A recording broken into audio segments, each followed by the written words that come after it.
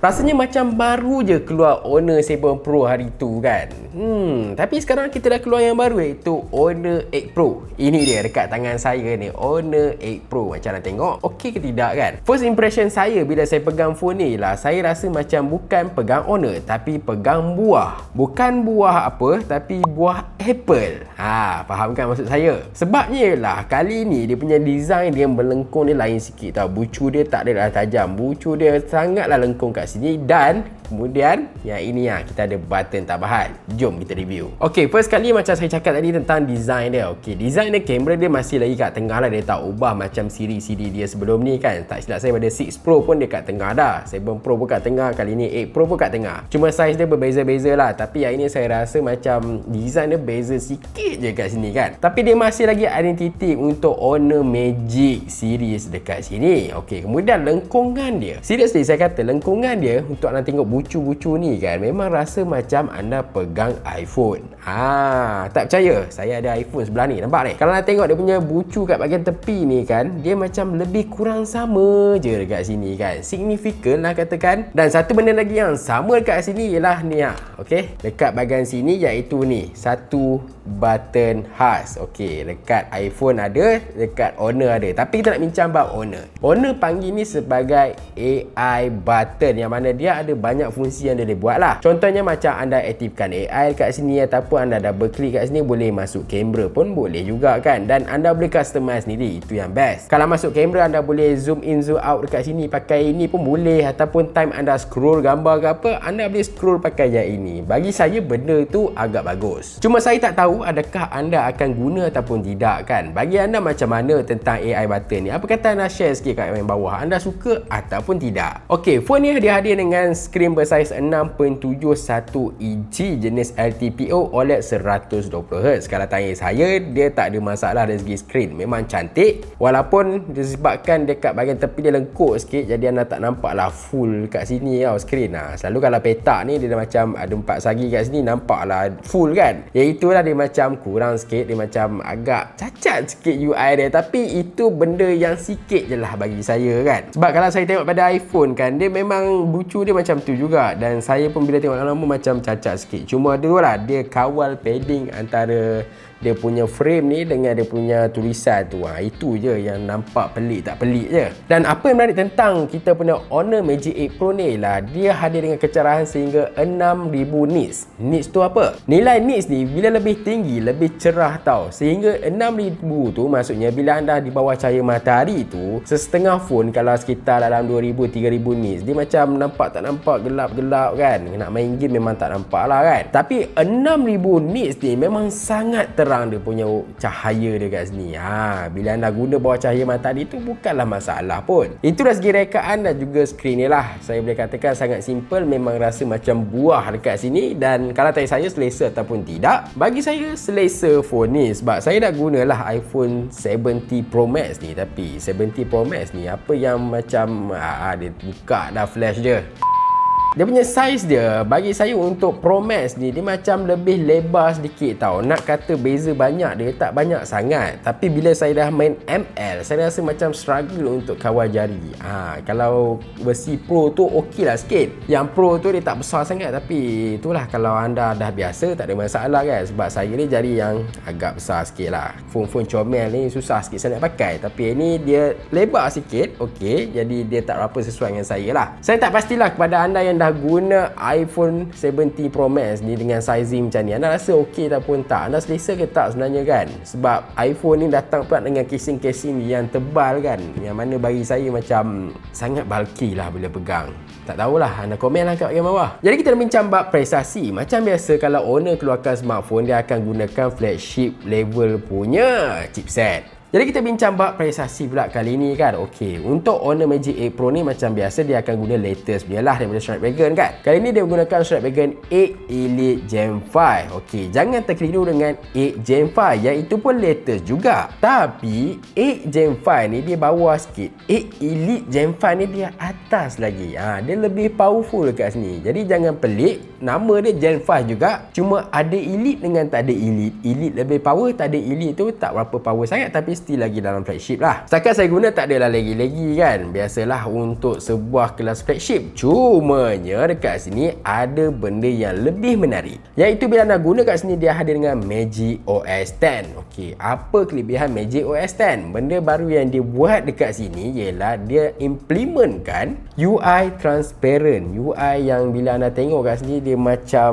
kata macam mana anda faham lah kot. Dia nampak lebih clean kat sini, fresh dekat sini. Kemudian ada certain logo kat yang dia ubah-ubah. Kalau tengok kat bahagian setting pun nampak lah, kat bahagian setting ni nampak dia punya logo pun dah ubah dan nampak lebih clean kat sini. Dan sebenarnya banyak lagi lah untuk kelebihan bila dia guna Magic OS 10 ni kan. Macam smart RAM untuk lebih optimize dia punya smartphone supaya tak lag dan sebagainya. AI pun ditambah baik kat sini, dan salah satu AI yang saya nak mention kat anda yang mana bagi saya memang function, saya tak rasa smartphone lain ada lagi tapi mungkin akan ada, iaitu tentang Magic Color. Okey, macam mana Magic Color ni? Saya simplekan dia kan.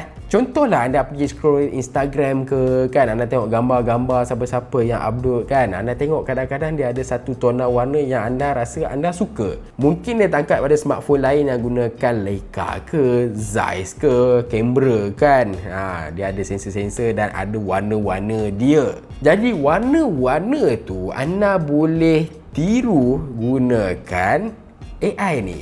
Magic Color ni senang je anda nak gunakan. Anda pergi cari gambar-gambar yang anda suka, dia tak kisahlah. Macam saya tunjukkan contoh dekat anda, saya gunakan tema cyberpunk. Dekat mana nak cari filter cyberpunk kan? Macam tak ada. Kalau ada pun anda kena install third party app dan sebagainya. Susah, tak nak. Anda pergi je buka kamera dekat sini, anda nampak macam ni kan. Kemudian anda nampak ni ada button filter dekat bahagian kanan. Jadi anda tekan button filter, kemudian akan nampak Magic Color. Dia suruh anda tambah kat sini. Bila anda tambah, anda pilih lah dekat mana gambar yang anda dah save tadi kan. Yang mana-mana kat sini anda pilih satu. Macam saya, cyberpunk tu saya dah pilih. Saya dah ada cyberpunk kat sini, dan dekat sini anda tengok lah dia akan tukar warna secara AI. Anda tangkap gambar je dan boom, dia akan jadi tema cyberpunk kat sini. Cuma kena sesuai lah. Kalau cyberpunk gambar-gambar bangunan kan, pergi dah tangkap gambar bangunan. Kalau anda mungkin nampak rasa macam yang kuning-kuning filem ke kan, ya itu anda kena cari scenery dan sebagainya. Dia mengikut kategori apa yang anda nak lah.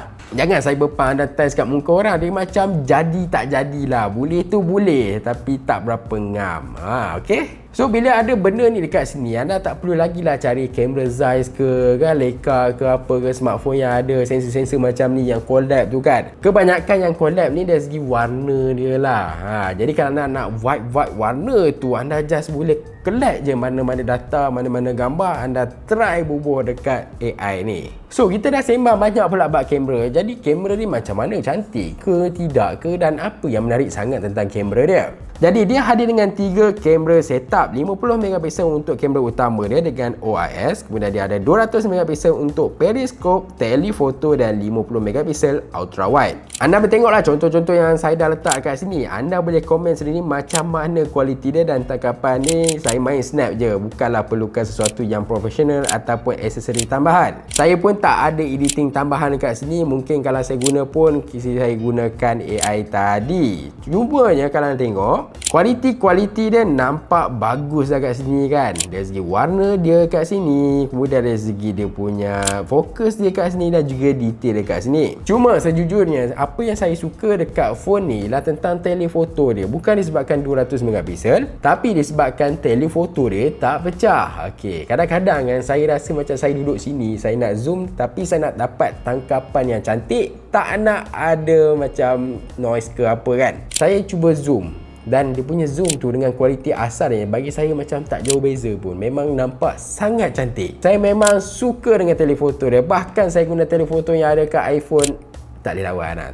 Jauh sangat beza dia. Telefoto kat sini lain, next level. Katakanlah anda guna 100 times sekali pun, dia akan ada AI yang tolong bantu untuk smoothkan gambar anda. Yang itu yang saya suka jugalah kan. Walaupun 100 times dia tak adalah orang kata perfect ke apa. Tapi biasa kalau 100 times ni memang susah nak dapat yang berkualiti. Cumanya dia cuba juga untuk fokuskan dengan AI dan nampak tangkapan yang cantik. Kadang-kadang sekarang saya pun nak tangkap gambar yang nampak jauh pada pandangan saya kan, saya cuma zoom je kat sini sebab kualiti dia pun dah terbaik baik dekat sini kan. Nak buat apa saya guna one time, nak kena dekat jauh kan. Banyak pula kerja dia. Satu lagi yang saya suka ialah tentang night mode dia. Night mode dia ada cita rasa lain tau. Awalnya bila saya test kamera ni dengan night mode, saya tengok macam apa hal ada noise ke, tak cantik je pun kan. Tapi itu dekat display. Cuba anda tangkap dulu, kemudian anda tengok gambar selepas diproses. First kali apa yang saya nampak ialah noise dia sangat rendah, dan kalau boleh katakan memang tak nampak pun noise tu. Yang kedua, dia punya tangkapan sangat clean kat sini kan. Dari segi cahaya dia dapat fokus dengan baik. Dari segi dia punya sharpness pun baik juga kat sini. Dari segi tangkapan tu sendiri,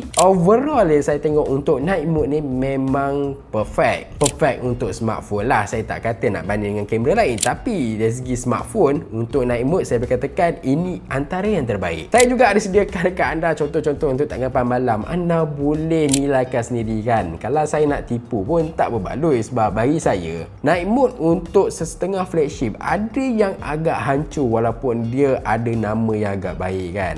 Dia guna untuk kamera siang cantik, tapi kamera malam dia hauk kat sini. Mari kita beralih tentang ketahanan. Okey, first kali ketahanan apa saya nak cerita ialah ketahanan bateri dia. Bateri dia kali ni dah di-upgrade. Dia hadir dengan 7100 mAh. Jadi kalau anda pernah guna macam 7 Pro 7 Pro ketahanan bateri dia kalau nak banding dengan 8 Pro ni jauh juga sebenarnya beza dia kan. 7 Pro tu bila dah guna lama sikit, dia mulalah dia punya bateri nak drain laju sikit kan. Tapi itu benda yang biasa lah untuk smartphone. Mana-mana smartphone pun jadi benda macam tu. Cuma anda kena kawal lah, jangan letak dekat tempat yang panas sangat dan sebagainya. Kalau tadi saya dah guna untuk main game sikit-sikit dalam sejam 2 jam, kemudian saya guna untuk layari social media dan segalanya kan. Dia boleh tahan daripada pagi sampai ke malam lah. Nak sampai untuk hari seterusnya saya rasa memang dah kena cas. Tapi tak perlu risau, sebab untuk anda cas dia, anda perlukan dia punya kabel original. Jangan risau, dalam kotak ni ada bagi bukan kena beli berasingan. Dia support sehingga 100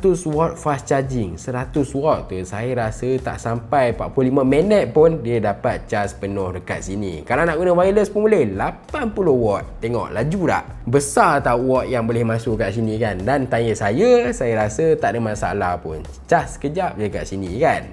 Bateri tahan lama. Dan ketahanan yang kedua saya nak cerita dekat sini ialah IP69K.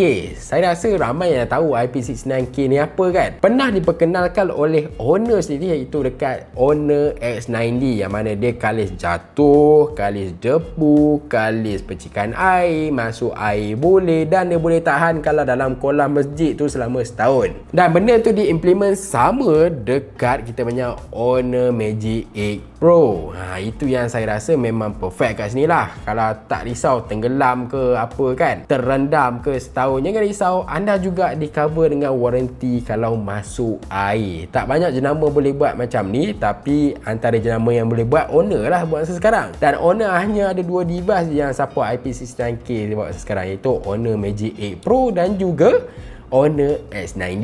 Dan kalau pecah skrin ke apa kat bahagian depan ni pun tak perlu risau, mereka ganti dekat anda secara percuma dalam masa waranti. Jadi secara kesimpulannya, kalau tanya saya lah, untuk Honor Magic 8 Pro ni dia bukan sekadar upgrade nombor daripada 7 ke 8, 7 ke 8, bukan. Dia lebih pada tu. Dia ada telefoto yang cantik, dia ada night mode yang cantik, dia ada UI yang serba baru dekat sini kan. Kemudian nak tanya lagi, dia punya rekaan ni lekuk dia yang lain. Anda pegang pun rasa lain. Kemudian ada button AI berada dekat sini kan. Banyak jugalah dia tambah. Bateri pun makin besar dekat sini. Kalau tadi saya banyak juga. Sekali dengan prestasi pun dia upgrade menggunakan Snapdragon 8 Elite Gen 5. Jadi pendapat anda macam mana kan? Honor Magic 8 Pro ni kalau nak upgrade pada Honor Magic 7 Pro, ada rasa berbaloi tak? Sebab saya rasa kan, saya guna je Honor Magic 7 Pro tu, dan saya rasa macam nak upgrade yang ini macam rasa Bull Hyper. Sedap juga kan Bull Hyper kan. Pendapat anda, perkataan anda komen kat bahagian bawah. Dan macam biasa, jumpa like, subscribe, share. Terima kasih. Jumpa lagi.